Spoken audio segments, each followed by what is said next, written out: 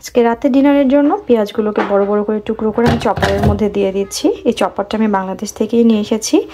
যারা দেশের বাইরে থেকে বিদেশে আসবেন তারা এই ধরনের একটা চপার ক্যারি করবেন। এটা লাইফ সেভিং আসলে, কারণ এখানে সব কাজ নিজে করতে হয়, এজন্য খুব ভালো হয়।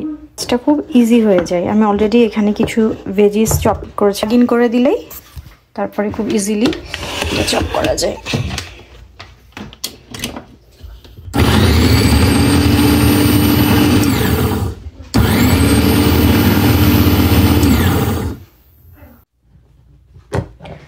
এই যে পেঁয়াজগুলো খুব সুন্দর ফাইনলি চপ হয়ে গেছে। আমরা চাইলে এর চেয়েও বেশি চপ করতে পারবো। আমার আসলে আপাতত আমি যে রেসিপিটা করব সেজন্য এর থেকে বেশি আর চপ করা দরকার নাই, সেজন্য এতটুকুই রেখে দিলাম। চাইলে এটা কিন্তু একদম আরও বেশি চপ করা যায়, পেস্টের মতো করে ফেলা যায়।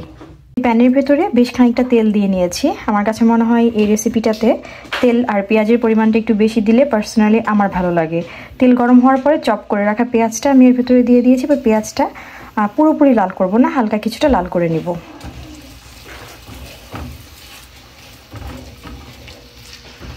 আর এই রেসিপিটা আসলে উত্তরবঙ্গের মানুষের খুব পছন্দ। এটাকে আমরা ভাত ভাজি বলে থাকি আসলে। আর আমি আমার মতো করে একটু চেঞ্জ করে রেসিপিটা করার চেষ্টা করি, এই যা। আর এখানে আমি একই সাথে শুকনো মরিচ এবং কাঁচা মরিচ দুটোই ব্যবহার করব। এই শুকনো মরিচগুলো আমি বাংলাদেশ থেকে আসার সময় নিয়ে আসছিলাম। এটা কাশ্মীরি মরিচ বলে, এটাতে ঝাল অনেকটা কম থাকে। আমরা বাসায় ঝাল খুব কম খাই, তাছাড়া আমার বাচ্চা আছে। মরিচগুলোকে আমি কিছুটা ক্র্যাশ করে দিব এখানে। সেই সাথে আমি একটা কাঁচা মরিচকে অর্ধেক করে দিচ্ছি। ঝালটা আমি কমই দিব, কারণ আমার বাচ্চা খাবে, বেশি ঝাল হলেও খেতে পারবে না। এখন পেঁয়াজ মরিচগুলোকে একটু ভেজে নিব, হালকা ব্রাউন কালার নিয়ে আসবো। পেঁয়াজটা কিছুটা নরম হয়ে আসলে, কিছুটা কালার পরিবর্তন হলে এর মধ্যে আমি সামান্য পরিমাণ হলুদটা দিয়ে দিচ্ছি। আমার মনে হয় এই পর্যায়ে হলুদটা দিলে হলুদের যে একটা কাঁচা গন্ধ থাকে সেটাও থাকে না, আবার টেস্টটাও আমার কাছে একটু বেশি মনে হয়।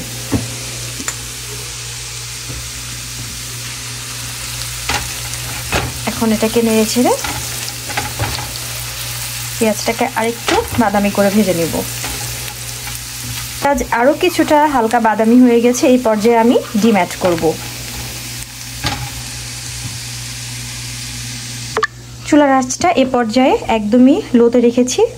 আমি দুইটা ডিম অ্যাড করে নিয়েছি এবং উপর দিয়ে কিছুটা লবণ আর একটু কালো গোলমরিচ বা সাদা গোলমরিচ যে কোনো একটা দিলেই হবে। আমি কালো গোলমরিচের গুঁড়োটা অ্যাড করে দিচ্ছি। এবার এই ডিমটাকে স্ক্র্যাম্বল করে নিতে হবে। আর এখানে ডিমের পরিমাণটা আসলে রাইসের ওপর, রেসিপির কোয়ান্টিটির ওপর ডিপেন্ড করবে, তবে অ্যাটলিস্ট দুইটা ডিম অ্যাড করলে ভালো, টেস্টটা ভালো আসে। ডিমটা কিছুটা শক্ত হয়ে আসলে স্প্যাচুলা দিয়ে আমি এটাকে স্ক্র্যাম্বল করে নিচ্ছি। তারপর পুরো ডিম আর পেঁয়াজটা ভালোভাবে মিশিয়ে নিব।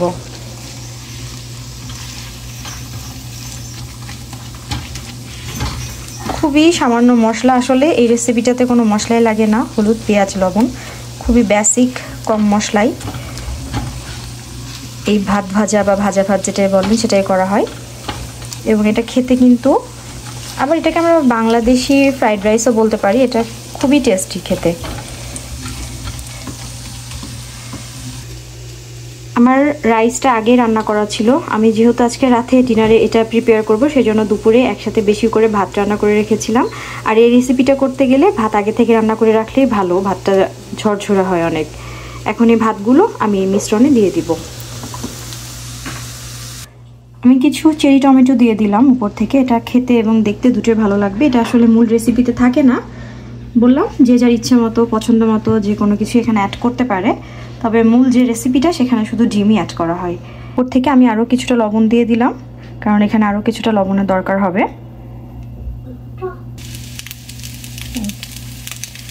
রাইসটা আমার মেশানো হয়ে গেছে, এটাকে আমি আরও কিছুক্ষণ ভালোভাবে মিশাবো। এর স্বাদটা বাড়ানোর জন্য আমি স্বাদে ম্যাজিক একটা মশলা আছে, এটা আমাদের দেশি, সেই সিজনিংটা আমি কিছুটা অ্যাড করছি। এটা যে কোনো রান্নার ফিনিশিং টাইমে টাচ আপ করলে টেস্টটা অনেক গুণ বেড়ে যায় রান্নার। মিশিয়ে নিব। খুব সুন্দর একটা ঘ্রাণ আসছে আসলে, যেটা ভিডিওতে তো বোঝা যাবে না, বাট আমি এখান থেকে পাচ্ছি ঘ্রাণটা। আর সব শেষে এই রেসিপির যে জিনিসটা আমি অ্যাড করব সেটা হচ্ছে ঘি। বেসিক যে রেসিপি সেখানেও ঘি আসলে অ্যাড করা হয় না, কিন্তু এখানে ঘি অ্যাড করলে এটার স্বাদ বহু বহু বহু গুণে বেড়ে যায়। সো আমার অলমোস্ট ডান। এখন আমি লাস্ট যে ঘি অ্যাড করার কথা বলেছি সেই ঘিটা অ্যাড করে দেবো। আচ্ছা, সো লাস্টে আমি ঘি দিয়ে দিচ্ছি। এখানে ঘিয়ের পরিমাণটা হচ্ছে, ঘিটা যতটা বেশি দেওয়া যাবে টেস্টটা ততই বেশি আসবে। আমি প্রায় 2 টেবিল চামচের মতো ঘি দিয়ে দিয়েছি। এখন এটাকে ফাইনাল মিক্স করার পালা। অঞ্চলের আছেন তারা এই খাবারটা সম্পর্কে অবশ্যই জানেন, এবং যারা টেস্ট করেননি আমার এই ভিডিওটা দেখার পর একটু টেস্ট করবে, এটার স্বাদ সম্পর্কে আপনারাও বুঝে যাবেন। আমাদের আজকে রাতের simple dinner ready. So here is the final look of my today's dinner.